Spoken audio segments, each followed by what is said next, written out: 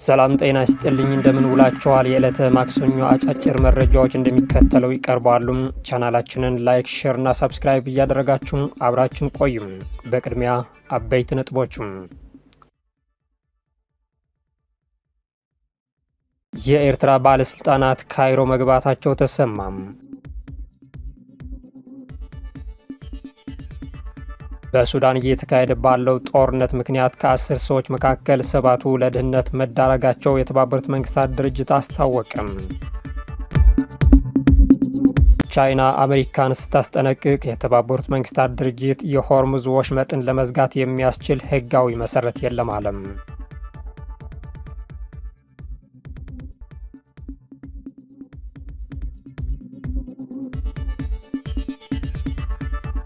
የእነዚህና ሌሎች መረጃዎች አሁን እናቀርባለን። ሰናይ ቆይታም። የኤርትራ ባለስልጣናት ካይሮ መግባታቸው ተሰማ። ፕሬዝዳንት ኢሳያስ አፈወርቅ ከፍተኛ ባለስልጣኖቻቸው ወደ ካይሮ መላካቸውና ከግብጽ ሚኒስትሮች ጋር ተገናኝተው መወያየታቸው ተገልጿል። የኤርትራ ማስታወቂያ ሚኒስትር የማነ ገብረ መስቀል እንዳስታወቁት የኢኮኖሚ ጉዳዮች ኃላፊ አቶ ሀጎስ ገብረ ህይወትና የንግድና ኢንዱስትሪ ሚኒስትር ናስረዲ ሳልህን ያካተተ የከፍተኛ ልኡካን ቡድን በካይሮ የ3 ቀናት ጉብኝት እያደረገ ነው። ልኡካን ቡድኑ ከግብጽ ውጭ ጉዳይ ሚኒስትር ባድር አብዱላቲ እንዲሁም ከኢንቨስትመንትና የንግድ ሚኒስትሩ ዶክተር መሐመድ ፋሪድ ሳሊህ ጋር በመገናኘት የሁለትዮሽ የኢኮኖሚ አጋርነት በማሳደግ ላይ የተጠናከረ ውይይት እንደሚያካሂዱ ታውቋል። የኤርትራ ባለስልጣናት ከግብጽ ያላቸውን ግንኙነት ከጊዜ ወደ ጊዜ እያጠናከሩ መምጣታቸው መረጃዎች ያሳያሉ። የኤርትራና ግብጽ መንግስታት ኢትዮጵያን ለመክበብና ለማዳከም የተለያዩ ዘዴዎች እየተጠቀሙ እንደሚገኙ ይገለጻል። በሱዳን እየተካሄደ ባለው ጦርነት ምክንያት ከ10 ሰዎች መካከል 7ቱ ለድህነት መዳረጋቸው የተባበሩት መንግስታት ድርጅት አስታወቀ። በሱዳን ከ10 ሰዎች መካከል 7ቱ አሁን ላይ በድህነት ውስጥ እንደሚገኙ አንድ ከፍተኛ የተባበሩት መንግስታት ድርጅት የስራ ኃላፊ ማክሰኞ ዕለት ለኤኤፍፒ ተናግሯል። ይህም ከ3 ዓመት ጦርነት ከመቀስቀሱ በፊት ከነበረው ጋር ሲነጻጸር የ2 እጥፍ ጭማሪ አሳይቷል። የተባበሩት መንግስታት የልማት ፕሮግራም የኤንዲፒ የሱዳን ተወካይ ሉካ አሬንዳ ጦርነቱ የተጀመረበትን 3ኛ ዓመት ምክንያት በማድረግ ተቋም ያወጣውን አዲስ ሪፖርት መሰረት በማድረግ እንደገለጹት ከጦርነቱ በፊት በድህነት ውስጥ የሚኖሩ ሰዎች ቁጥር 38 በመቶ ገደማ ነበር። አሁን ግን ወደ 70 በመቶ ከፍ ብሏል ብለን እንገምታለን ሲሉ ተናግረዋል። ሬንዳ የጠቀሱት አሃዝ በቀን $4 የድህነት ወለል ላይ የተመሰረተ ሲሆን ቢያንስ ሩብ የሚሆነው የሀገሪቱ ህዝብ ደግሞ ከዚህ ግማሽ በሚያንስ ገቢ እንደሚተዳደር ተገልጿል። ሁኔታው በተለይም የጦርነቱ ዋነኛ የውጊያ ቀጠና በሆነው ደቡብ ኮርዳፋንና በሰሜን ዳርፉር እጅግ የከፋ መሆኑን የጠቀሱት ሬንዳ በእነዚህ አካባቢዎች ከ70 እስከ 75 በመቶ የሚሆነው ህዝብ በችግር ውስጥ እንደሚገኝ አክሏል። ወደ 4ኛ ዓመቱ የተሸጋገረው በሱዳን ጦርና በፈጥኖ ደራሽ ኃይል RSF መካከል የሚካሄደውን ጦርነት በ10 ሺዎች የሚቆጠሩ ሰዎችን ለህልፈት ዳርጓል። ከ11 ሚሊዮን በላይ ሰዎችን አፈናቅሏል። እንዲሁም በርካታ አካባቢዎችን ለረሃብ አጋልጧል። የቻይናው ፕሬዝዳንት ሺ ጂንፒንግ በመካከለኛው ምስራቅ ሰላምና መረጋጋትን ለማስፈን የሚያስችል ባለ 4 ነጥብ የውሳኔ ሀሳብ አቀረቡ። የቻይናው ፕሬዝዳንት ሺ ጂንፒንግ በመካከለኛው ምስራቅ ሰላምና መረጋጋትን ለማስፈን የሚያስችል ባለ 4 ነጥብ የውሳኔ ሀሳብ ይፋ አድርጓል። ፕሬዝዳንቱ የውሳኔ ሀሳቡን ያቀረቡት የተባበሩት አረብ ኤሚሬትስ የአቡዳቢ አልጋወራሽ ሼክ ካሊድ ቢን መሐመድ ቢን ዚያድ አልናህያን ጋር በቤጂንግ ተገናኝተው በተወያዩበት ወቅት ነው።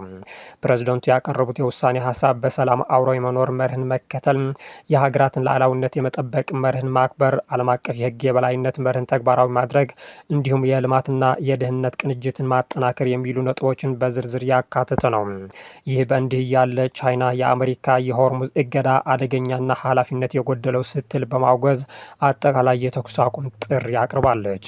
ቻይና ዛሬ ባወጣችው መግለጫ ዩናይትድ ስቴትስ የሆርሙዝ የባህር ወሽመጥን መዝጋት አደገኛና ኃላፊነት የጎደለው በማለት በማለት ተችታለች። ይህም እርምጃው ቀድሞውኑ ተለዋዋጭ በሆነው ቀጠና ውስጥ ውጥረትን ሊያባብስ እንደሚችል አስጠንቅቃለች።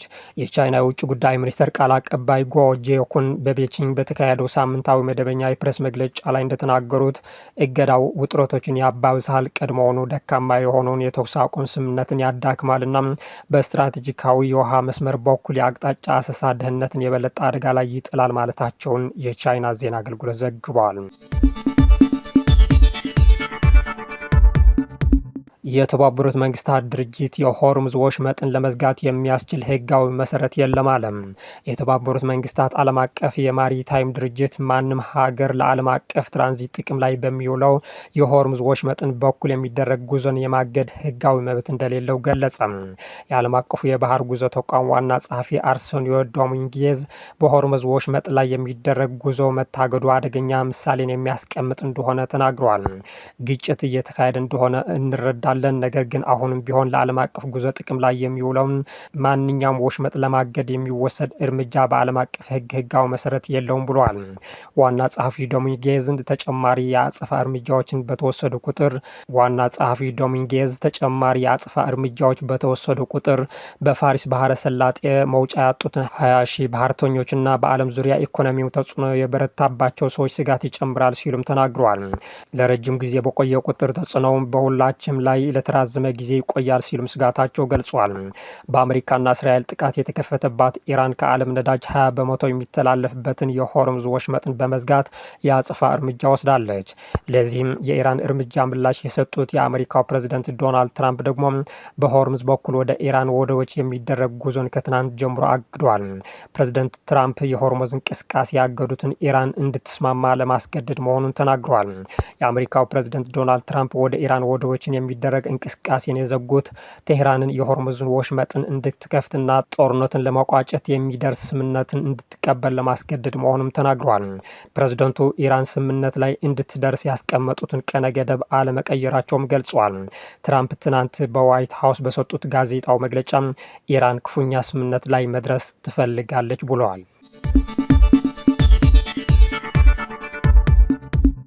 እስራኤልና ሊባኖስ ዛሬ በአሜሪካ የሰላም ንግግር ይጀምራሉ ተባለ። የእስራኤልና የሊባኖስ አምባሳደሮች ልዩ የተባለ የሰላም ንግግር በዛሬው ዕለት ዋሽንግተን ውስጥ ያደርጋሉ። ዲፕሎማሲያዊ ግንኙነት የሌላቸው የእስራኤልና ሊባኖስ ባለስልጣናት ለቀጥታ ንግግር ፊት ለፊት ሲገናኙ በ10 ዓመታት ውስጥ ይህ የመጀመሪያው ነው። የአሜሪካው የውጭ ጉዳይ ሚኒስትር ማርኮ ሩቢዮ ልዩ በሆነው የቀጥታ ንግግር እንደሚሳተፉ ይጠበቃል።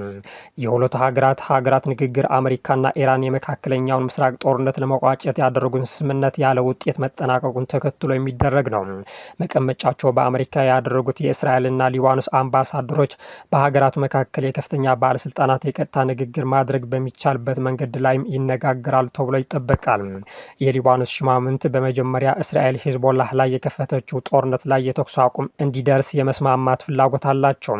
ይሁን እንጂ እስራኤል በኢራን የሚደገፈው ቡድን ትጥቁን መፍታት አለበት በሚል ሀሳቡን ውድቅ አድርጋለች። ሂዝቦላህ በበኩሉ የሁለቱ ሀገራትን ንግግር ውድቅ በማድረግ ስምምነት ለሚደረስበት ማንኛውም ጉዳይ እንደማይገዛ አስታውቋል።